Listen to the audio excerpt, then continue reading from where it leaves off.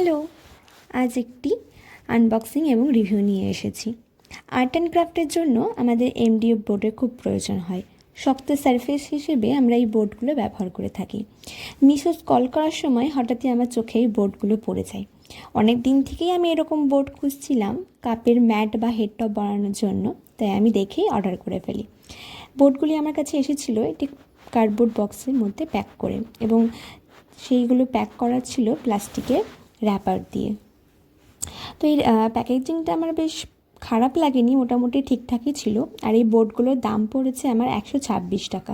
মিশোতে যে অফার থাকে return only defect product, সেটা দিয়েই আমার এই দামটা কম পড়েছে। নর্মাল প্রাইস ছিল 165। বোর্ডগুলির সাইজ 4 ইঞ্চি। কম্বো অফার ছিল একটি সার্কেল এবং স্কোয়ারের, 12টি সার্কেল এবং 12টি স্কোয়ারের বোর্ড ছিল।